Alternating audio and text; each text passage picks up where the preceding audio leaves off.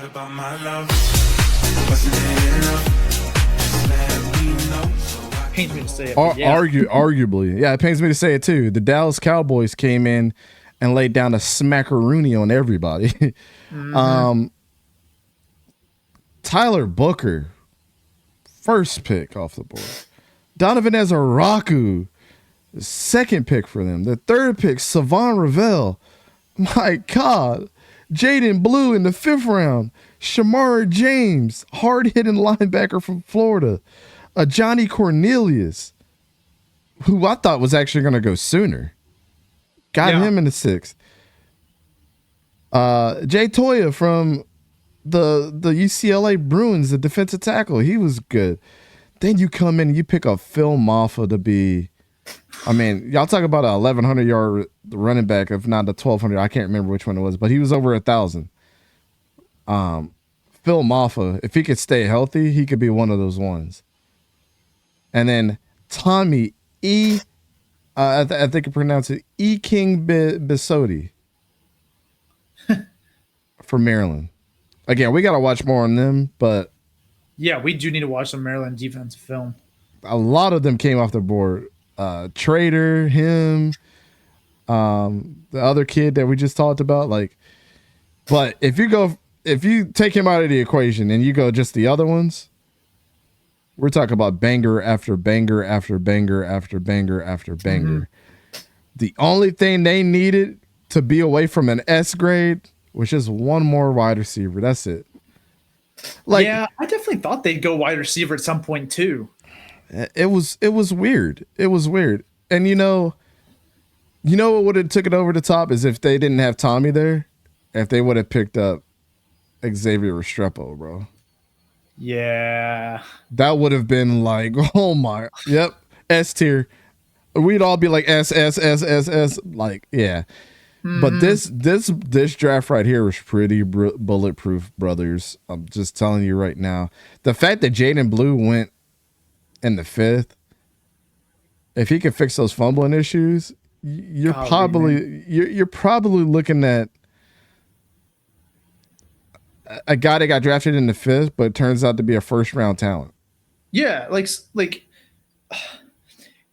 dude, it makes me so upset that they got Jaden Blue. He's talented. He's so fast. When you watch him play, it's clear that he's the fastest player on the field. Watch him against Clemson. Yeah. He runs straight past people. It doesn't matter the angle you take. He's going to run past you. Yep. And then, look, I'll be so for real. Their first 3 picks, Tyler Booker, Donovan 𝗎𝘎𝘂𝘀𝗀𝗀𝗀, 𝙎𝙤𝙘𝗀𝗀𝗀𝗀 I had all 3 of them with the 1st round grade. And I thought that 𝗎𝘎𝘂𝘀𝗀𝗀𝗀𝗀 would go 1st round, right? We knew Booker would. And normally I'd say 12 was a little bit too early for an interior offensive lineman. But when it's a position of need and you draft that well with your later picks. But if the Cowboys or Eagles are drafting them, it's a home run for them. Look, I mean, every year. The Cowboys have always been at their best when they draft offensive linemen, when they have an incredible offensive line. I still want to see how Tyler Guyton develops as left tackle. You know, they started him there this past season after being a right tackle in college. And they drafted Johnny Cornelius in the 6th, who played right tackle at both Rhode Island and Oregon. Yep. So, look, we'll see where the pieces fall into place on this offensive line. But I don't blame him for going Tyler Booker whenever your next 2 picks are home runs and Donovan 𝗎𝘎𝘂𝘀𝗀𝗀𝗀𝗀 and Siobhan Ravel. And the thing that you're going to have to do with Donovan 𝗎𝘎𝘎𝘂𝗀𝗀𝗀𝗀𝗀 and why you draft him, the Commanders have a running quarterback, the Eagles have a running quarterback, and Russell Wilson can still get it if he wants to. Donovan 𝗎𝘎𝘎𝘎𝘂𝘀𝗀𝘀 is probably the best tackling edge rusher in this class that is going to play the run as well. So good luck. And then Siobhan Ravel, you're dealing with Terry McLaurin. You're dealing with A.J. Brown. You're dealing with Malik Neighbors. You know what all those guys have in common? They're pretty big receivers, right? And now you bring in the guy that doesn't care what receiver you have back there and is big himself, got all the ball skills in the world, can keep up with anybody on the field, can tackle his ass off. Yeah. 𝗕𝙂𝗲𝗏𝗏 is the NFC East kryptonite if he ends up playing the way we think he can play. Yeah, I think that they got a That one made me incredible sick, value bro. with him, man. Like look, 𝙁𝙤𝙘𝗀𝗏𝗂𝗏 at pick 12 in the second, value. 𝗕𝙂𝗲𝗏𝗏, pick 12 in the third round, extreme value. Jaden Blue, 12th pick in the fifth round, great value, right? You go down and down. And it's like, man, they're getting some really good players for the rounds they're being drafted in.